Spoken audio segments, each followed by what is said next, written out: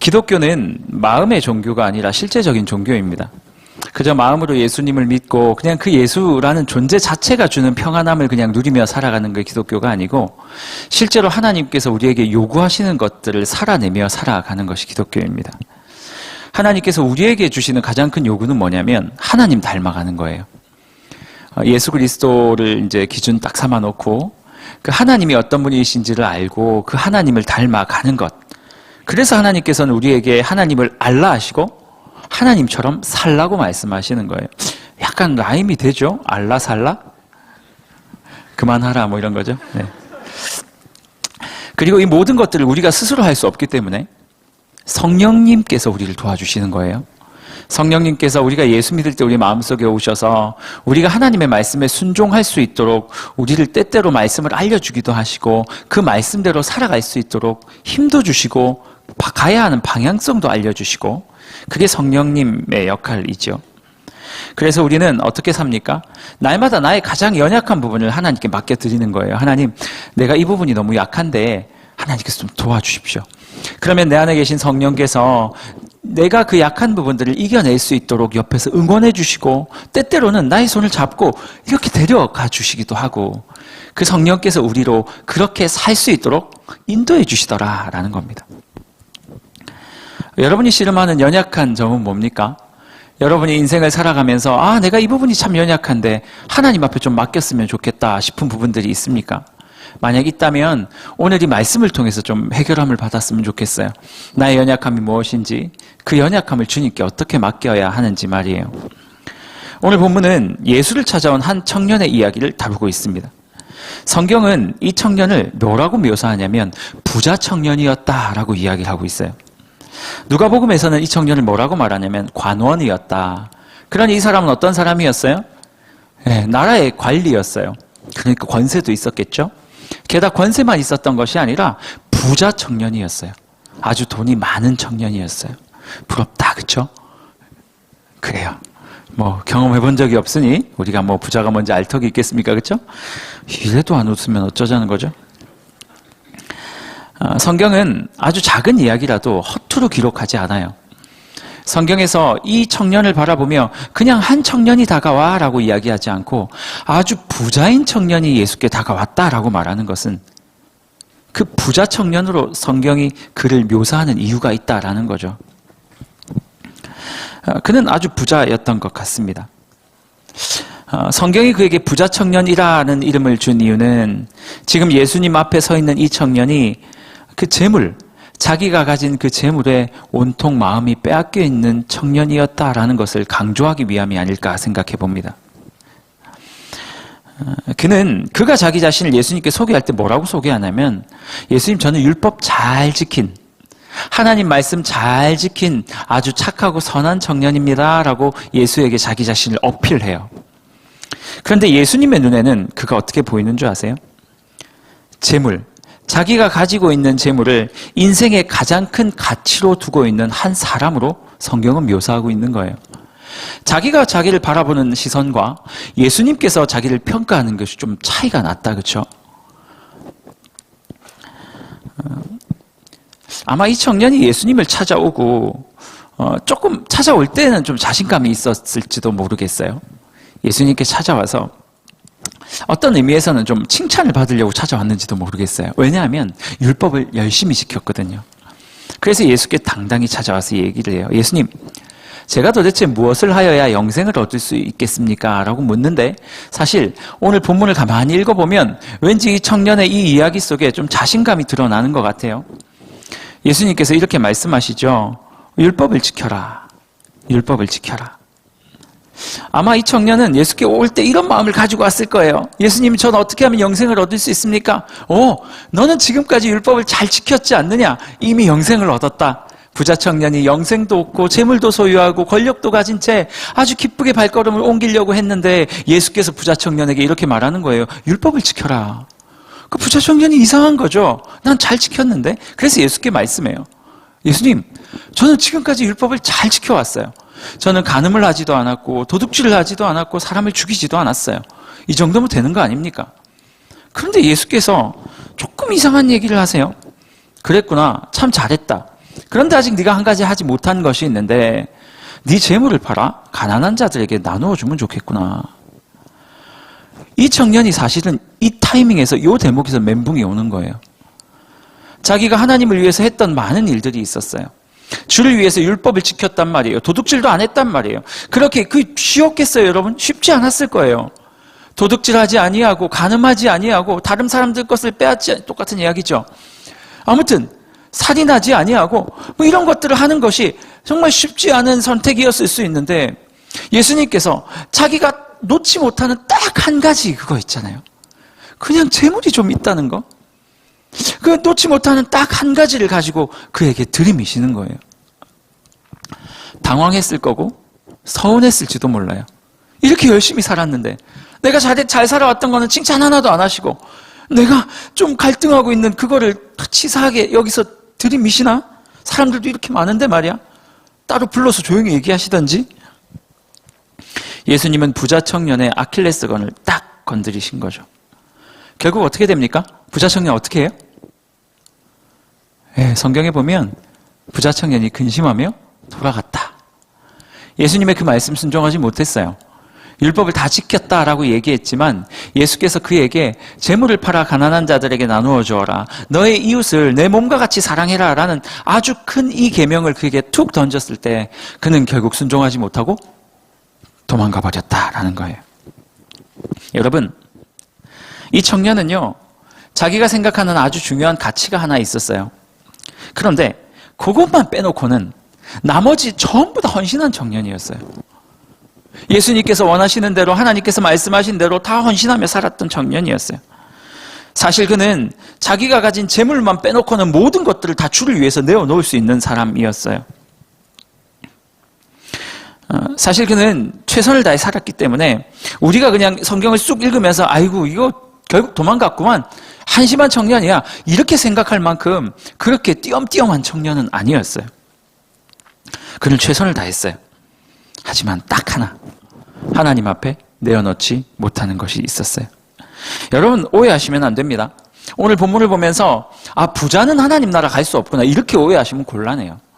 오늘 이 본문은요, 그저 재물, 돈 이야기하는 게 아니에요. 만약 그냥 부자는 하나님 나라에 갈 수 없다라는 이 말만 가지고 돌아가신다면 성경에 나오면 너무 많은 모순들이 있어요. 여러분들이 아는 성경의 위대한 인물들은 거의 다 부자였어요. 아브라함, 엄청 부자였어요. 아브라함 아들 누굽니까? 이삭, 엄청 부자였어요. 왜? 아빠가 부자였으니까요. 이삭도 부자였고요. 이삭의 아들 야곱, 당연하죠. 야곱의 아들들은요. 그 이후에 나타나는 많은 사람은요, 다니엘, 요셉, 여러분 다 소위 말하는 잘 나가는 사람들이었어요. 신약에는 없습니까? 많았어요. 부자도 많았어요. 돈 많은 사람들도 사실은 주님을 믿고 주님 앞에 헌신한 사람들이 많았어요. 그런데 문제는 뭐냐면 돈의 많고 작음을 이야기하는 것이 아니라 그가 가지고 있는 가치에 있었어요. 가치. 부자 청년은 자신이 가지고 있던 그 재물을 예수님보다 조금 더 위에 놨던 거예요. 조금 더 위에. 오늘 본문이 말하는 가장 중요한 건 뭐냐면 가치의 우선순위의 문제다라는 거죠. 지금 본문은 한 청년이 주님보다 더 소중히 여기는 하나의 가치를 가지고 있었고 그 가치 때문에 주님을 떠나갈 수밖에 없었다, 이 이야기를 하고 있는 거예요.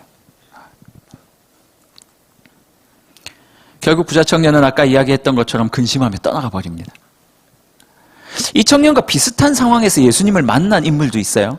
삭개오 아세요? 삭개오? 그거 제가 삭개오, 이게 삭개오가 아니라 삭개오라는 인물이 있었어요. 그는 세리였어요, 세리. 세리란 이 직업은 뭐였냐면 유대인들의 등골을 빼먹는 사람이었어요. 로마에 딱 달라붙어가지고 로마 사람들이 유대인들의 재산을 모르잖아요. 그럼 거기 세금을 걷어야 되는데 잘 모른단 말이에요. 숨기면 모르잖아요. 하지만 같은 유대인이었던 그 지역에 살던 삭개오는 달랐어요. 이 집안에 밥숟가락이 몇 개 있는지 다 알고 있었어요. 그래서 로마에 딱 달라붙어서 저 사람의 밥숟가락이 몇 개고 세금을 얼마를 걷어야 된다는 걸 바싹하게 알았어요. 그래서 그 세금들을 몽땅, 어떤 때는 조금 더, 세리들이 그랬단 말이에요. 걷어서 로마에게 줄 세금만큼만 내어주고 나머지는 자기가 취했던 사람들이 바로 세리였습니다. 누가복음 19장에는 삭개오라는 세리가 나오는데 이 사람도 돈에 관심이 많았던 사람이었어요. 그러니까 이 사람은 세리로 살았던 거예요. 만약 명예나 다른 것에 더 관심이 많았다면 세리로 살 수 없거든요. 그런데 이 사람이 예수님을 만나게 되는 사건이 누가복음 19장에 기록이 돼요. 근데 참 웃기죠. 그 청년처럼 돈에 대해서 너무나도 관심이 많았던 삭개오였는데 이 삭개오가 예수님을 딱 만나자마자 예수께 뭐라고 고백합니까? 예수님이 시키지도 않았어요. 그런데 뭐라고 고백합니까? 내가 내 재산의 절반을 다 팔아서 가난한 자들에게 나누어 주겠습니다. 그리고 만약 내가 누군가의 재물을 강탈한 것이 있다면, 잘못된 방법으로 취한 것이 있다면 4배를 갚겠습니다. 여러분, 이 고백이 어떤 고백인 줄 아세요? 세리는 기본적으로 강탈을 하거든요. 삭개오는 자기가 가지고 있는 모든 재물을 주님 앞에 다 쓰레기처럼 버릴 수 있다라고 하는 고백이었어요. 결국 어떻게 됩니까? 제 생각이에요. 저는 삭개오를 만나본 적이 없어요. 아마도 삭개오는 자신의 재산을 나누어 줬을 것이고, 토색, 그러니까 잘못 강탈한 그 재산들이 있었다면 또 갚아줬겠죠. 아마 요즘 말로 말하면 벼락거지가 됐을지도 몰라요. 삭개오가요. 뭐 이제 더 이상 살 수가 없겠다, 그렇죠? 돈이 없으니까 못 산다는 얘기였는데 삭개오인데, 그렇죠? 설명을 해야 되면 이건 틀린 거예요. 원래 유머는 좀 직관적이어야 하는데, 그렇죠? 삭개오는, 이 부자 청년과 삭개오의 차이가 뭡니까? 부자 청년은 모든 것을 다 하는 것처럼 보인 사람이었지만 결국 예수님을 만났고 그 예수님 앞에서 자기의 재물을, 예수님보다 위에 있던 자기의 재물이라는 가치관을 예수님과 뒤바꿀 수가 없었어요. 그래서 결국은 근심하며 돌아갔고, 삭개오는요, 자기가 그토록 사랑했던 재물이었지만 예수 만나고 그 가치와 우선순위가 바뀌더라라는 거예요. 삭개오는 예수 만나고 예수가 최고의 가치가 되었는데, 부자 청년은 예수를 만났음에도 불구하고 예수님을 최고의 가치로 두지 못한 것, 그것이 바로 삭개오와 부자 청년의 가장 큰 차이였다라고 말하는 거죠. 이때 예수님께서 부자 청년에게 다시 이렇게 말씀하세요. 21절인데 내가 온전하고자 할진대 가서 내 소유를 팔아 라고 말씀하시죠. 너 온전하고 싶니? 라고 물은 거예요. 부자 청년이 네, 온전하고 싶어요. 저는 꽤 괜찮은 사람이고 싶거든요. 아, 그래. 그러면 네가 가지고 있는 재물을 좀 팔면 안 되겠냐? 네가 만약 온전해지고 싶다면 예수라는 그 가치를 너의 삶의 최고의 가치로 만들 수 있겠냐라고 물으신 거예요. 여러분, 그리스도인이 된다는 건 이런 거예요. 내 인생의 가장 중요한 가치의 자리에 예수 그리스도의 이름을 올려놓는 거. 여러분이 뭐 통장에 얼마가 있다, 나는 어떤 지위를 가지고 있다, 나는 부하다, 가난하다, 똑똑하다, 뭐 똑똑하지 않다, 이것은 사실상 아무 의미가 없어요. 그 모든 여러분들이 가지고 있는 그 모든 것 위에 누가 있냐라는 거예요. 만약 가난하더라도 돈의 가치를 예수보다 높게 삼는다면 부자 청년처럼 살아가는 거예요. 만약 부한자라도 자신의 부함 위에 예수 그리스도를 최고의 가치로 올려놓는다면 그거는 삭개오처럼 살아가는 인생이죠. 왜요? 뭐 부한자가 그러면 삭개오처럼 살겠죠. 주변을 돌아보며 말이에요. 결국 부자 청년은 예수쟁이 청년이 될 수 없었어요. 왜요? 재물을 놓지 못했거든요. 아니, 다시 말할게요. 자신이 가지고 있던 최고의 가치의 자리에 예수 그리스도를 올려놓지 못했거든요. 그는 예수쟁이 청년, 그리스도인 청년이 되지 못했어요. 그냥 그는 부자 청년으로 남아버렸어요. 성경은 더 이상 이 부자 청년의 행방이 어떻게 되었다 말하고 있지 않습니다. 어떻게 됐는지 몰라요. 그냥 이 사람은 영원히 부자 청년이라는 이름을 갖고 살게 되었던 거죠. 여러분의 인생의 최고의 가치는 뭡니까? 혹시 주님을 위한다 하지만 여러분의 욕심과 가치가 하나님보다 조금 더 높아 있지는 않으세요? 하나님 앞에 무언가를 섬기고 주를 위해 산다고 우리가 말을 많이 하고 뭔가를 많이 하지만 사실 미세한 우리 안에 있는 이 마음이 예수보다 그 섬김 자체를 또 위로 올린다면, 섬겨서 야, 오늘 이렇게 앞에서 막 찬양을 했잖아요. 아, 참 찬양 잘한다, 이 이야기가 만약 듣고 싶은 거라면, 찬양팀 얘기하는 거 아니에요? 맞네요. 사장팀 얘기를 했잖아요, 지금. 만약 그런 거라면 그것은 예수를 최고의 가치로 두는 삶이 아닌 거죠. 생각보다 교회에서 이런 것들을 많이 보거든요. 잘 섬기고 있지만 인정받지 못할 때 사람들에게 말이에요. 하나님께 말고. 잘 섬기고 있고 뭔가를 헌신하고 봉사하고를 봉신이라고 해요. 요즘 이런 경우가 너무 많아요. 줄임말의 대가죠. 봉사하고 헌신하고 있는데 사람들의 인정함이 없을 때 왜 이렇게 웃기죠? 안 웃을래요. 사람들의 인정함이 없을 때 그것들을 나는 이거 못하겠다, 싫어, 기분 나빠 이러고 그만두는 사람들도 꽤 있는 거죠. 만약 그런 류의 섬김이었다면 사실 가치의 문제가 좀 뒤틀려 있는 것이 아닌가. 요즘에 예찬이가 종이 접기를 엄청 좋아해요. 참 우리 아내는 너무 대단한 사람이에요. 종이 접기 책을 사왔어요. 이만큼 두꺼운 거를. 그 안에 다 있어요. 비행기부터 전투기 종류 다 있고 도마뱀, 무슨 티라노사우루스, 무슨 나비, 나방 다 있어요. 삽, 곡괭이 다 있어요, 그 안에. 그리고 예찬이가 말해요. 아빠 접어줘. 지 거잖아요. 지가 하고 싶어서 온 거잖아요. 그리고 옆에 있는 저희 아내의 말이 더 그래요. 여보, 그거 잘할 수 있겠어? 막 그러고 있어요. 예찬이를 만날 때마다 가끔 만나는 것처럼 얘기해 죄송한데 예찬이가 가끔 저에게 조금 더 자주 저에게 아빠 종이 접어줘 그래요. 꼭 접어달라 그럴 때 뭘 접어달라 그러면 무슨 도마뱀 이런 걸 접어달래요. 진짜 어려워요. 여러분 되게 디테일해요. 종이로 도마뱀 한 장으로 이게 도마뱀의 디테일을 살리는 게 쉽겠어요, 어렵겠어요? 하지만 어떻게 해요? 전 아빠인걸요. 아빠는 모든 걸 다 할 수 있잖아요. 예찬이는 그걸 믿고 저를 쳐다보고 있거든요. 아빠는 할 수 있다. 그래서 다 해줬어요. 비행기 6개가 합체해서 로봇가 돼요. 4번째 비행기까지 접었어요. 그런데 어느 날 제가 열심히 접고 있었는데 예찬이가 갑자기 오더니 아빠 내가 할 수 있을 것 같아. 그래. 아니야, 넌 할 수 없을 것 같아. 복잡하니까. 아니야, 내가 할 수 있을 것 같아. 그래서 줬어요. 이상하게 접는 거예요. 막 다 구겨놓고 막. 그래서 제가 짜증이 여기까지 난 거예요. 야, 내가 지금 그걸 어떻게 접어놓은 건데 지금 43세와 8세가 만나가지고 식탁에 앉아가지고 그러고 있는 거예요. 야, 내가 그걸 어떻게 접었는데 여기까지 나왔는데 그래도 내가 쪼잔하게 8살하고 싸우면 안 되지. 그냥 번뜩 제 머릿속에 스치는 이 생각이 있는 거예요. 뭐 하는 거지? 너가 처음에 이 종이 접기를 할 때 누구를 위해 시작한 거야?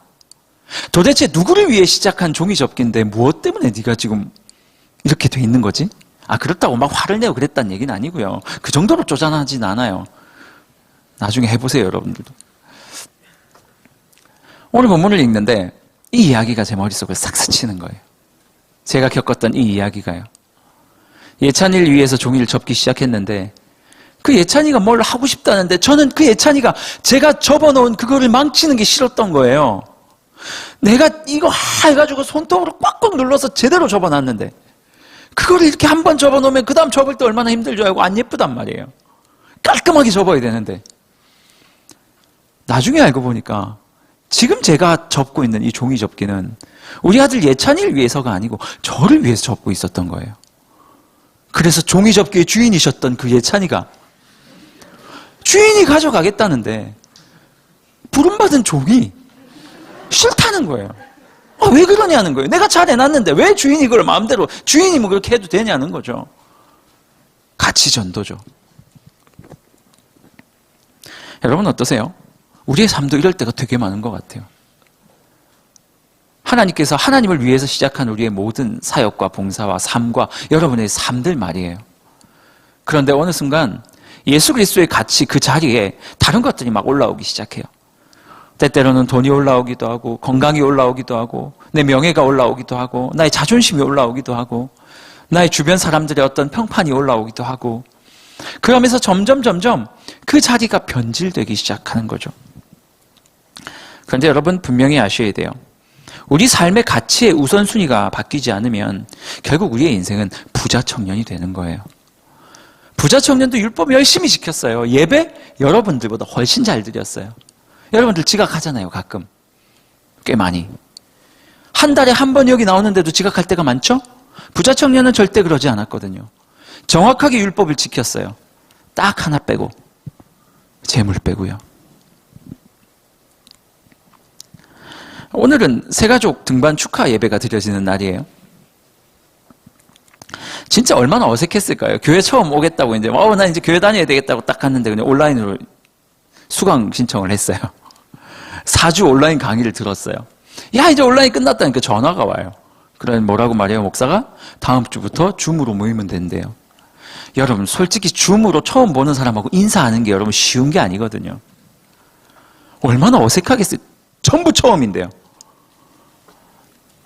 그렇게 그 고난을 뚫고 2020년부터 21년까지 참 조이스에 이렇게 잘 남아서 공동체 안에서 이렇게 살아계신 거 보면 얼마나 감사한지 몰라요. 그런데 사실 오늘 제가 이 주일 준비하면서 이 준비하는 것들을 지켜보면서 사실 감동 먹은 게 있는데 우리 새가족 리더들이에요. 아니, 새가족 리더들이 저는 처음에 조금 이해가 안 가는 게 있었어요. 원래 새로 오신 분들을 위해서 뭐 이렇게 한 학기에 한 번씩 이렇게 행사를 했었어요. 그래서 뭐 선물도 포장해서 보내고 오케이, 거기까지는 괜찮은데 이분들이 막 애 따라 하는 거예요. 그러면서 막 주일날 이걸 하고 싶다는 거죠. 하고 싶다는데 말릴 이유가 없잖아요.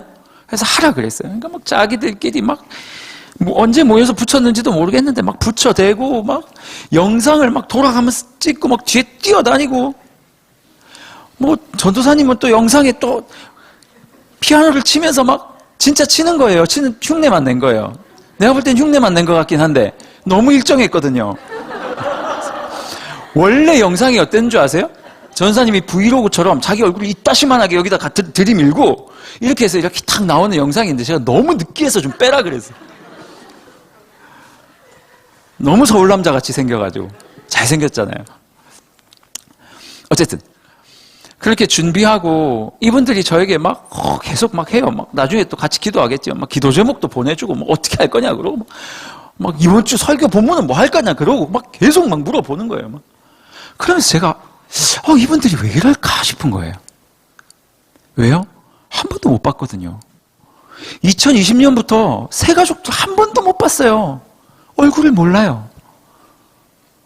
그 새가족들이라고 뭐 얼마나 또 이렇게 사근사근하게 했겠어요, 서로? 전화로 몇 번 통화한 게 단데? 제가 이런 모습을 딱 보면서 이거구나라는 생각을 했어요. 우리 뭐 리더들이든 다른 섬김이들도 다 이런 마음으로 섬기겠지만 하나님 보고 봉사하는 거구나. 하나님 보고 하고 있구나. 내가 그 새가족이 어떤 분들인지 잘 모르고 하지만 그냥 하나님께로 돌아온 그 한 영혼에 대한 마음으로 이렇게 애달아하며 이렇게 하는구나. 여기 앉아있지만 새가족들도 누가 새가족 리더인지 모를 거예요.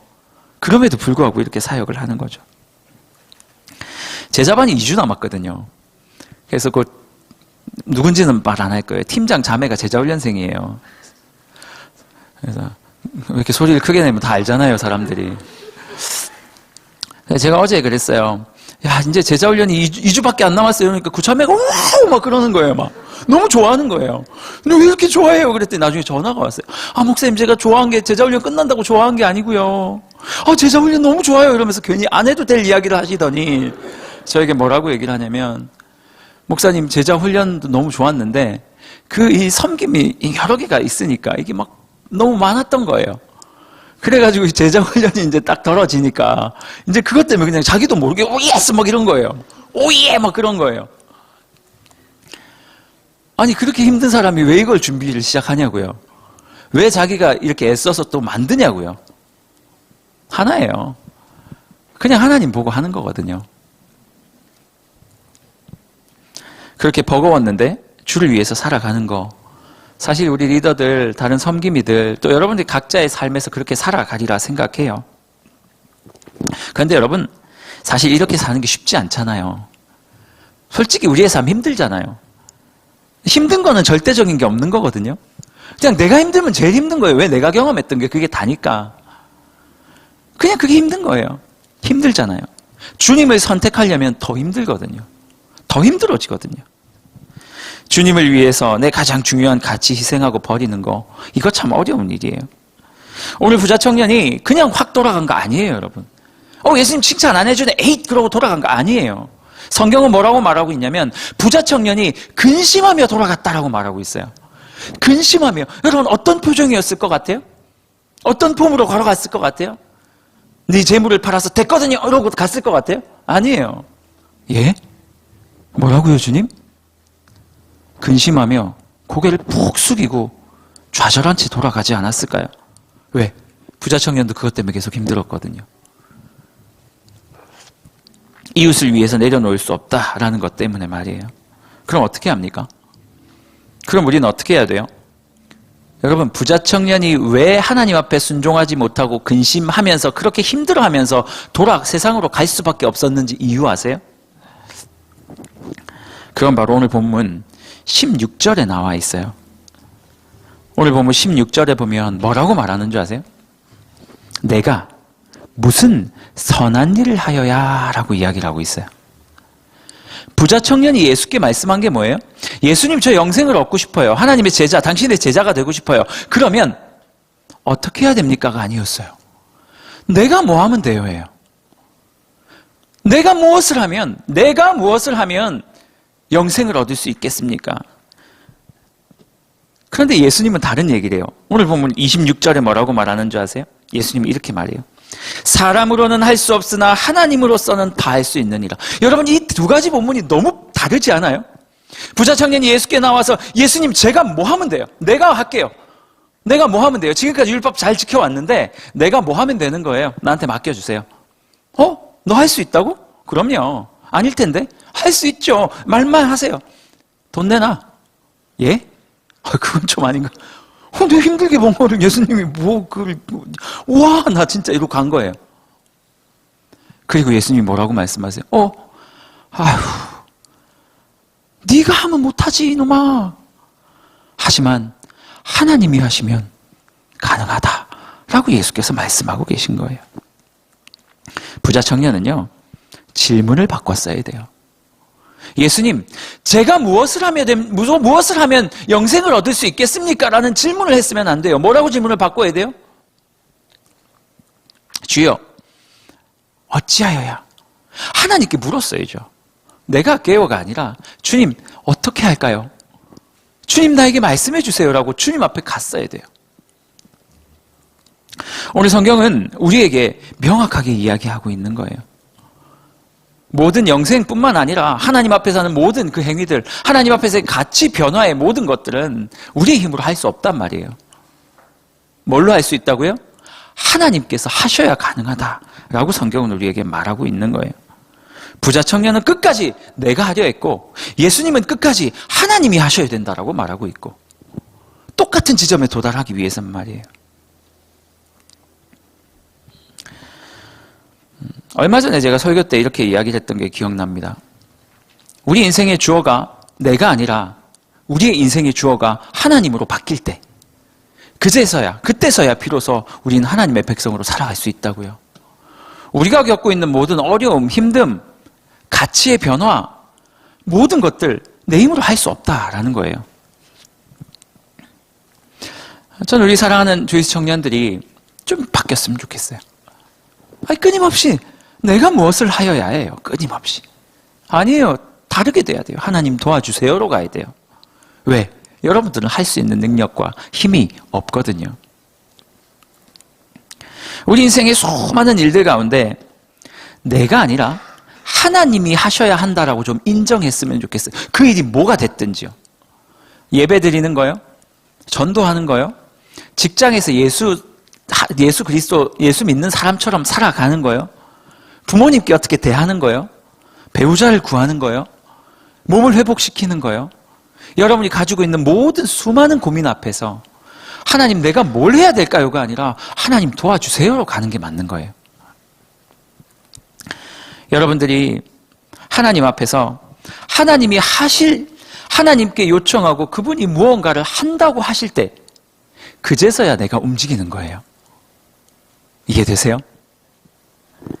저는 우리 사랑하는 조이스 여러분들이 그저 주님 앞에 준비하는 인생이 됐으면 좋겠어요. 하나님 제가 그냥 갈게요가 아니라 하나님께서 요청하시고 우리에게 명령하시고 갈 길을 보여주셨을 때 곧장 뛰어갈 수 있는 인생. 예수 그리스도께서 나의 인생의 주인 되신다는 이 가치를 확 전도시켜서 그분을 우리의 맨 앞에 딱 세팅해 놓고 그 다음 나머지 서열들을 매기는 거예요. 그리고 이 나머지 서열들이 가장 위에 있는 상위 서열에 종속될 수 있도록. 그러면 돈이 많은 사람은 돈이 많은 대로 쓸 거고요. 하나님께서 우리에게 주신 달란트대로 사용하시는 거예요. 그때 나에게 다가온 모든 고통이든 아픔이든 어떤 것이라도 하나님께서 그렇게 사용하시고 사용되어질 수 있지 않겠는가라고 말하는 거죠. 여러분이 지금 주님 앞에서 내려놓아야 할 것은 무엇입니까? 오늘 본문은 대표적으로 재물에 대한 이야기를 하고 있지만 이 재물은 한 파트일 뿐이에요. 하나님께서 여러분에게 내어놓아라 하실 것들이 있을 거예요. 시간입니까? 아니면 여러분의 마음입니까? 감정입니까? 자존심입니까? 그 모든 것들이 하나님 앞에 이렇게 다 발가벗겨져서 새롭게 서열 정리를 했으면 좋겠어요. 예수를 향한 그 가치, 예수라는 가치가 서열 1번으로 올라올 수 있도록. 곧 여름 선교가 또 시작이 되죠. 여러분, 이 여름 선교도 마찬가지예요. 저는 막 마음에 이런 꿈을 꾸고 있는 거예요. 하나님 이번 여름 선교 때 우리 청년들이 그럴거든요. 선교 페스티벌 다 다음 주에 하고, 금, 토, 주, 이렇게 3일 동안 또 목사님들 모셔와서 이 말씀도 듣고, 개척교회 목사님들 오실 거예요. 유명한 대단한 분들, 유명한 사람들이 아니고, 저와 똑같은 우리 개척교회 목사님들 오셔서 진짜 하나님 나라를 위해서 어떻게 살아가고 있는지, 무엇을 그렇게 포기하고 살고 있는지 아주 생생한 이야기를 들을 거거든요. 한 분은 우리나라에서 태국 스리랑카 사람들 사역을 하세요. 그게 쉽겠습니까? 그렇게 자기의 인생을 바쳐가며 그렇게 애쓰며 살아가는 모습들을 보면서 여러분들이 좀 충격을 먹었으면 좋겠어요. 감동도 먹었으면 좋겠어요. 그렇구나. 이게 예수 믿는 삶이구나. 제 꿈이에요. 제 꿈. 여러분들이 드시기 싫으면 안 드셔도 돼요. 근데 저는 먹게 하고 싶은 거예요. 뭘요? 감동을요. 그리고 그 다음 날부터 21일 동안 선교가 이루어지는 내내 밤 10시에 우리가 함께 모여서 기도할 거예요. 물론 각자 처소에서 각자 알아서 기도할 거지만. 그리고 그 21일 동안 저는 이번에 좀 직접 그 교회들을 비대면이지만 좀 나서서 섬기고 싶습니다 하는 분들 딱 70분만 신청을 딱 받아가지고 그분들이 7개 교회와 6개 교회와 해외 선교지 한 군데를 여러분들이 이렇게 섬길 수 있도록 자리를 만들 거예요. 저는 이 선교를 통해서 여러분들이 좀 진짜 하나님 앞에서 좀 뜨거운 여름이 시작되었으면 좋겠다는 마음이 있어요. 그게 제가 올 여름에 갖는 꿈이에요. 근데 선교도 마찬가지예요. 선교국장님한테도 그렇고 제가 하고 싶은 말이 있어요. 제발 본인 열심으로 하지 마라. 그저 예수를 최고의 가치에 두고 그냥 주님께서 말씀하시는 대로 그냥 따라가자. 제가 이번에 이 말씀을 준비하면서 이 약할 때 강함 되시네라는 이 찬양이 계속 생각이 나는 거예요. 찬양이 어떻게 됩니까? 약할 때 강함 되시네.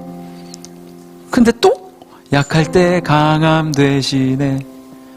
이 가사가 계속 약할 때 강함 되시는구나. 약할 때 강함 되시는구나. 2절 끝에 이런 가사가 있어요. 쓰러진 나를 세우고 나의 빈잔을 채우네. 누가요?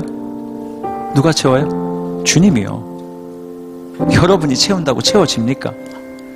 약할 때 강함 되시고 쓰러진 나를 세우고 나의 빈잔을 채우시는 주님, 그 주님을 의지하여 나의 새로운 가치관을 쓰겠다 말할 때 하나님께서 길을 알려주시고 그 길대로 순종하며 걸어가는 게 예수쟁이들의 삶이거든요. 저는 여러분들이 그리스도인 청년, 예수쟁이 청년으로 남기를 원해요.